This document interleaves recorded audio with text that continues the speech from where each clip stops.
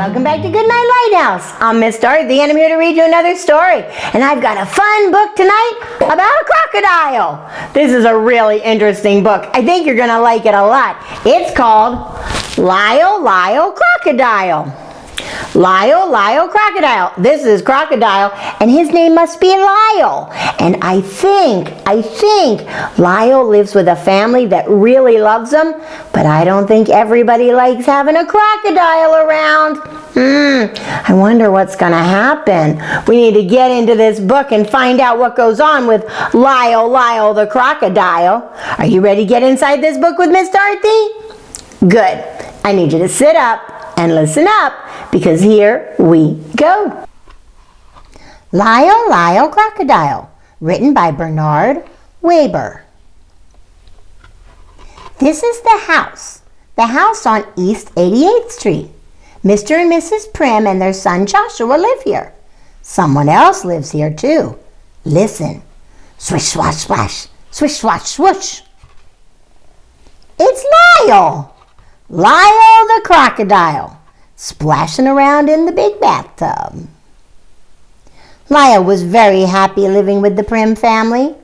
He was especially happy when he was being useful. Helping Joshua with his homework was a favorite job. Well, that's nice. He's helping Joshua with his homework.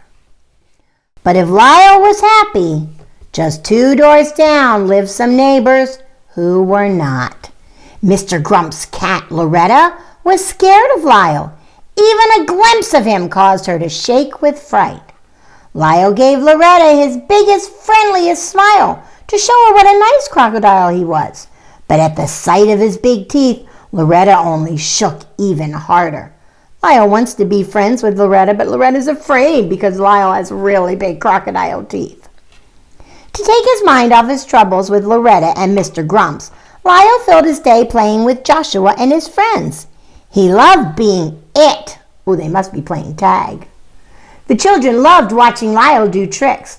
Lyle could do handstands and backflips, and he could jump. Everyone knew how high Lyle could jump. Almost everyone. Oh no, there's Loretta. A badly frightened Loretta scampered to the top of the nearest tree. Mr. Grumps had to coax her down. Something has to be done about that crocodile, yelled Mr. Grumps. Oh no, Mr. Grumps is not happy with Lyle. For the next few days, Mrs. Primm thought it best to keep Lyle close at her side. On sunny days, they took lunch to the park, packing a little extra for the birds. Lyle was always one for sharing.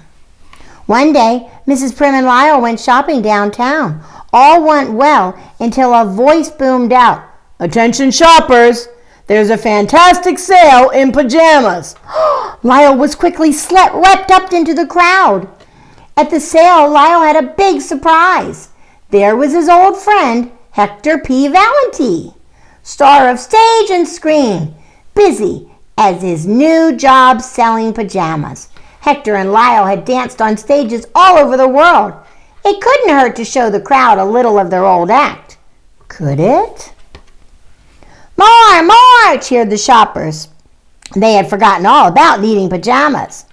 Stop, roared Mr. Grumps, who turned out to have a very important job at the store. Madam, Mr. Grumps shouted, we do not permit crocodiles here.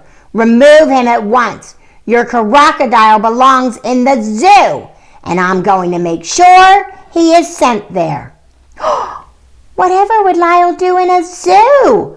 Mrs. Primm wondered as she and Lyle sadly left the store. That night, Lyle tossed and turned, full of worries about life in the zoo. Suddenly, he smelled smoke. It was coming from Mr. Grump's house. Quickly, Lyle broke in and rescued a frightened Mr. Grumps and Loretta. Oh no, Mr. Grump's apartment caught on fire, and Lyle went in and got him. All the neighbors cheered as they watched the heroic rescue. Mr. Grumps turned to Lyle. Lyle, I was wrong, and I am sorry. You are the bravest, most wonderful crocodile in the world. You belong right here on East 88th Street. Several days later, the Primms had a small party. It was a wonderful evening.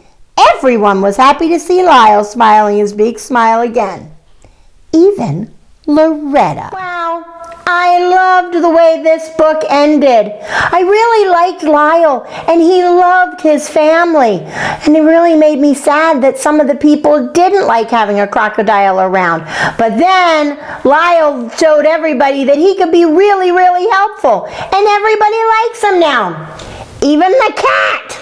That surprised me, but made me really happy. You know, that's what I love about books. You can be reading along and you don't know what's going to happen, and then something surprises you at the end. Like the cat now likes the crocodile. That's a good thing. That's what makes a good book. I like Lyle. You know what? I might have to go see if there's other books about Lyle the crocodile. I think I'm going to put him right on my bookshelf. Right there. And maybe I'll go to the library and see if I can find more books about Lyle. You think that would be fun? I think it would. But for tonight, I'm all done, and I need all my little crocodiles to slither off into bed, get under your covers, get cuddled up, curled up, ready for a really good night's sleep. Give Mom and Dad lots of hugs and kisses. Make sure they know how much you love them, and show them how much you love them each and every day by doing what? Obey, and obey right away. And then come back and see Miss Dorothy. I'm going to be sitting right here, ready to read another book to you. Bye! Thanks for reading with Miss Dorothy. I hope you enjoyed this book, and I hope you'll come back soon to read another. What's your favorite book? Drop Miss Dorothy a note and let me know. I'll go find it, and I'll read it to you. Be sure to subscribe, like, and share. I'll see you soon.